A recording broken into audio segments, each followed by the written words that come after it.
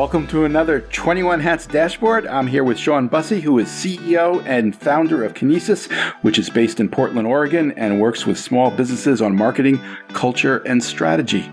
Welcome back to Dashboard, Shawn. Hey, good to see you, Lauren. Great to have you here. Shawn, I want to talk today about innovation, a topic you recently brought up. I think we can all agree that innovation is a very good thing, that if you can find new ways to do things and create new products and services that people will pay for, that's a good start to building a business. However, I sometimes think that we, and I'm especially referring to people like me in the media, I think we sometimes overrate innovation. I think we lose sight of the fact that you can build a successful business and create generational wealth and live a happy life without innovating anything. I was thinking about that because you sent me an email recently in which you suggested that businesses need to adopt a posture of what you called constant innovation. Tell me about that. What are you thinking? Sure. Yeah. And I think I'd start by saying there's some truth in that the hyping of innovation is real. You know, like, look at the cover of like Forbes and you'll see all these people that some of whom go to prison for their quote unquote innovation. I'm not there anymore. You can't blame me. Yeah. So I'll totally acknowledge that. You know, I think as I've thought about this, I think there are three really good reasons to push more innovation in your organization. So one is internal and two are external. So the first internal one, and the one I love the most, is that really great innovation can help you fulfill your mission just more effectively, right? You can serve more customers, you can help your mission, you can just do more good in the world, and so I think that's a real benefit of great innovation. You can generate more income, more profitability, pay your people better. Yeah. Can I stop you for a second? Yeah. Can you maybe define how broadly you're thinking in terms of innovation?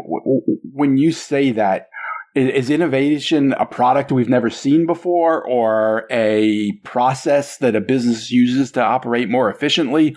What are you thinking of as innovation?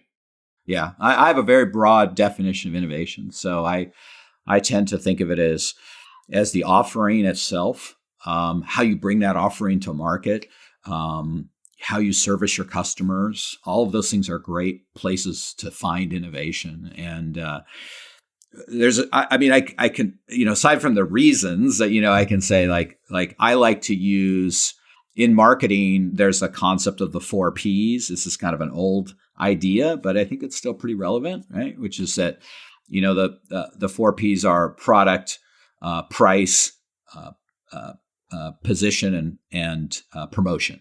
Right. So in marketing, right, you have a product, what it is you want to sell, how you want to price it. That's easy. Where are you going to promote it, at? Where are you going to place it at? And how are you going to promote it? So am I going to put it on Facebook? Am I going to run an ad in the yellow pages? Am I going to, do direct mail? So most people, when they're thinking about marketing, are thinking about promotion and placement. They're thinking about, say digital marketing. Where can I put ads or how can I promote the thing?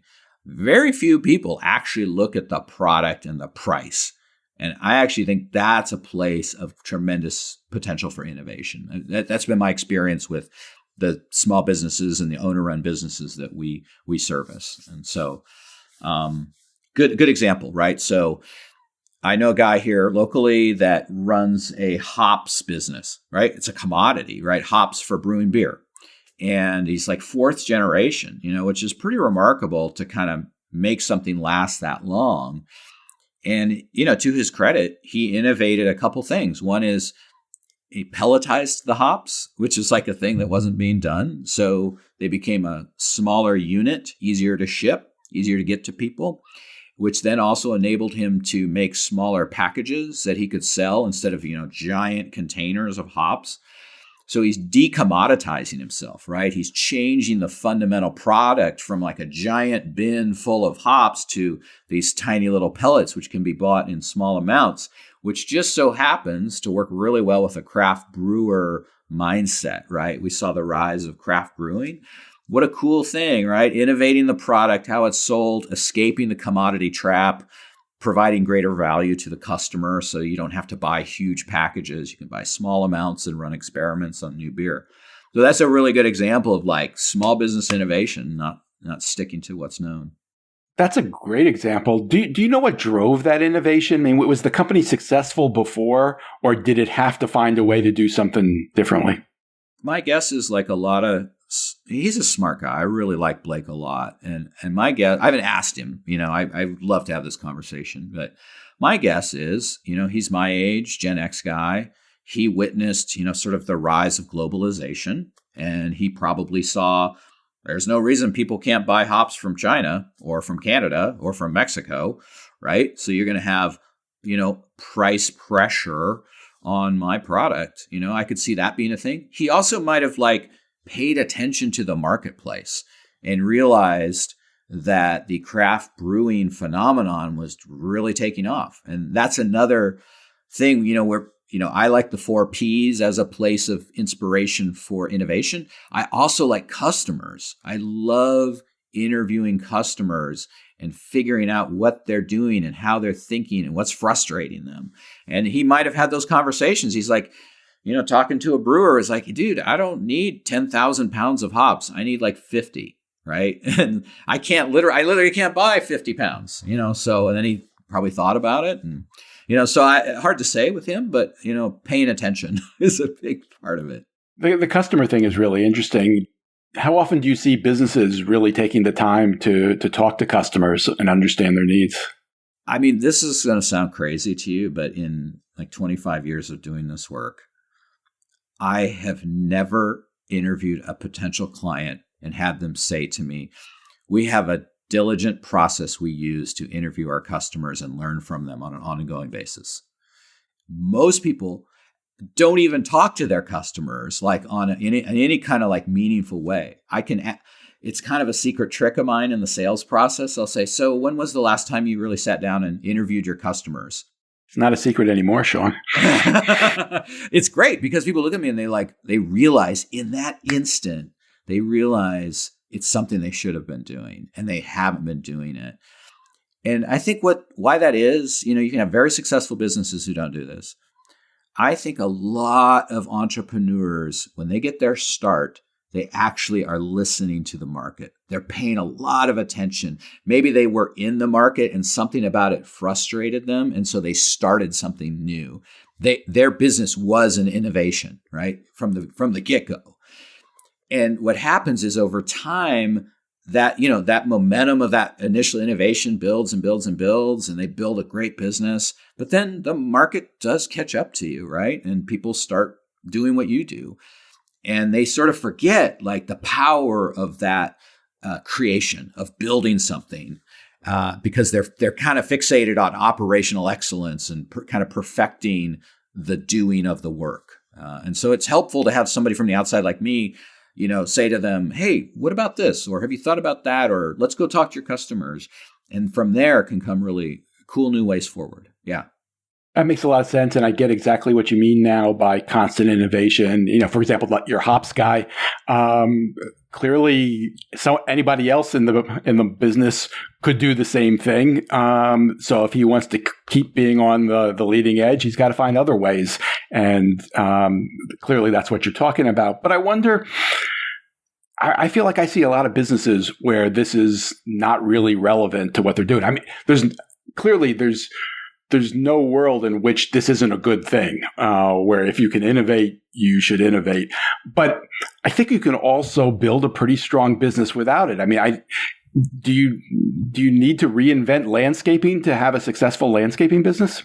Yeah. I mean, I think there are some businesses where the potential for innovation might be lower and the risk reward ratio is different. But I've just been I've been around long enough to where I have seen supposedly bulletproof businesses crumble,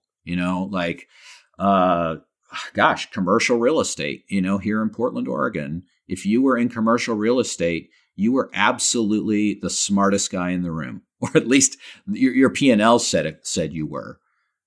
I've met multiple commercial folks who they're done. They're done. They're bankrupt. There's a guy here in town, just the darling of Portland in terms of development.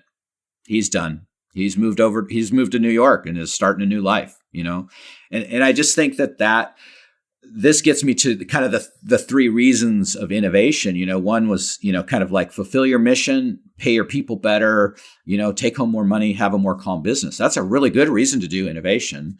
But the other two are external, and they are that private equity is eating the world.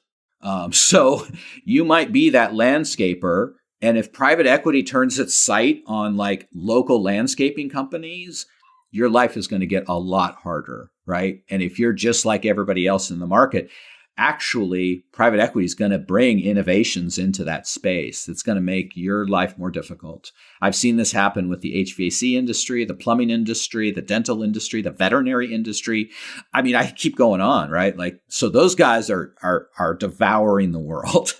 So stable businesses have challenge that didn't exist before because of the rise of private equity. And then the third piece, and I think even more important, is that we're living in a VUCA world.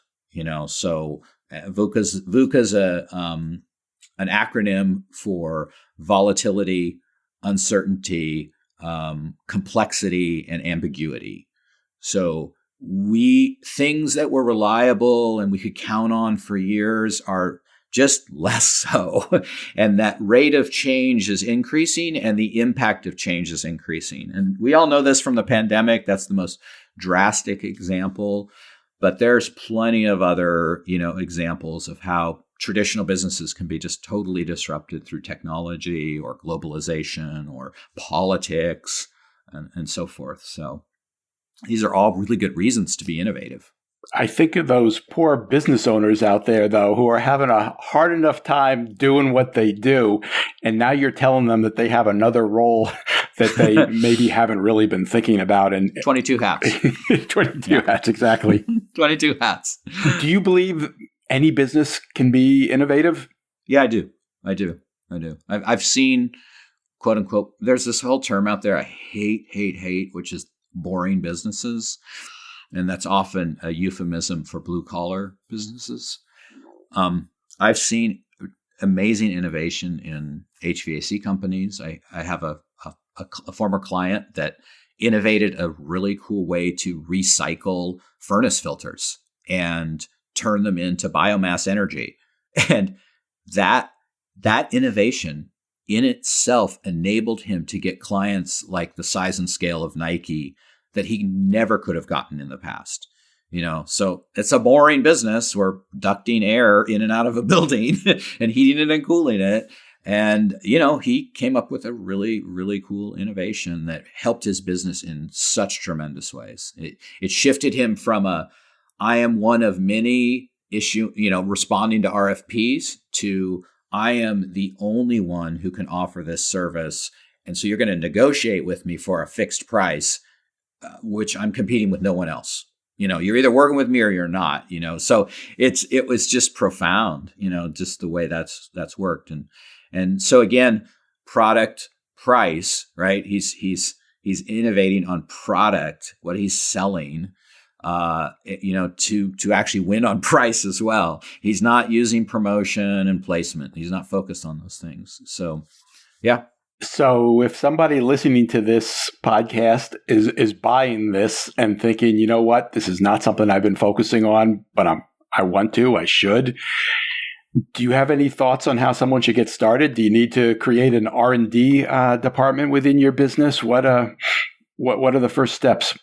Yeah, I really admire people who think like this. They're my people, like they want to build something meaningful. And there's lots of different ways to kind of skin this cat, so to speak. There's hiring people like us, of course. There's doing it internally. I would say the challenge to that is people already have jobs. So adding on another job can be really tough.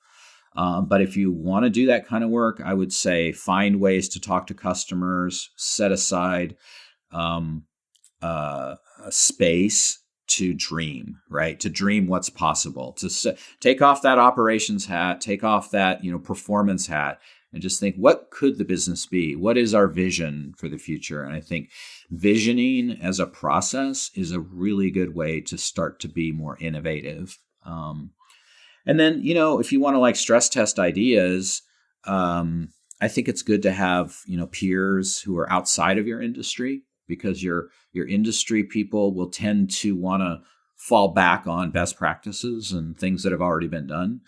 So I think it's great innovation often come outside it. So I'd say make sure you have friends who are owners outside of your space. It's a good idea.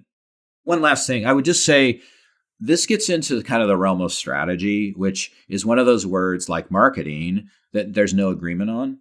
Like, what is marketing? What is strategy? So I would say a definition that is useful for people who want to be more innovative is that, and this is from Michael Porter, it's not mine, but it's a really simple definition of strategy, which is you want to achieve a goal with limited resources in a face of uncertainty.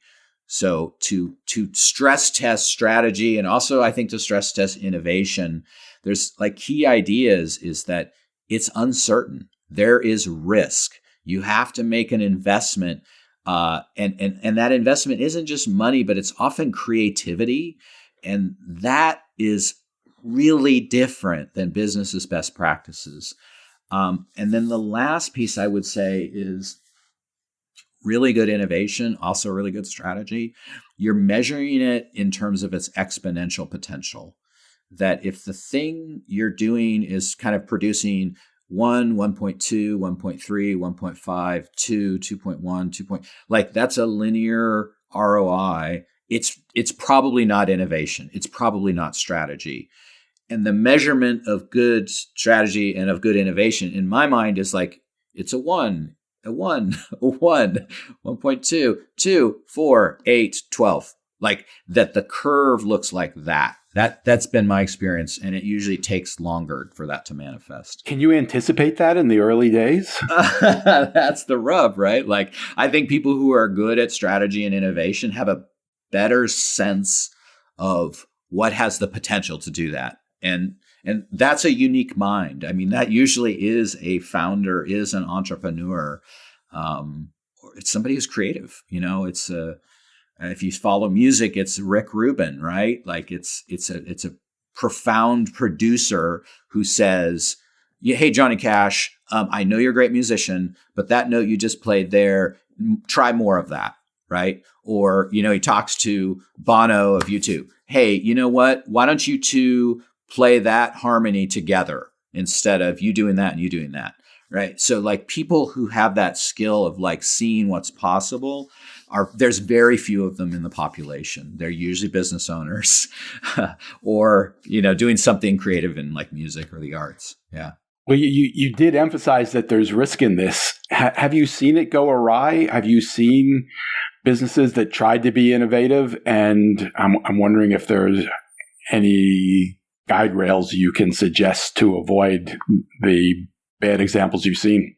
I'll credit my friend David with this one. His sort of paramount idea of strategy and risk taking is that you don't ever want to do something to where if it fails, it kills you. So that's sort of like the core idea is you have to make sure that the floor doesn't kill you, because in innovation and risk taking and strategy, you have to accept that 9 out of 10 probably won't work. And that 1 out of 10, that's the trade-off, right? Exponential return means you have to have some failures. So in our practice, what we do is we try to do small experiments, small risk-taking to really see, that has potential. So good small risk-taking would be talking to your customers, engaging your sales team, and seeing if in the sales process you can start to use ideas that feel innovative and new, and see if the market says yes to those ideas. I love working with salespeople who really get the offering and the customer, because you can say to them, "Hey, next time, let's push on this idea and see if the person doing the buying shows enthusiasm for it." That's a really low cost, super low cost, right? You're not building out a whole brand and a website and all this sort of stuff. You're just using sales as a way to get a pulse on the market. Cool. Shawn Busse is CEO of Kinesis, which is based in Portland, Oregon, and works with small businesses on marketing, culture, and strategy. Thanks for taking the time, Shawn. Thanks, Lauren. That was fun. Have a great week, everybody.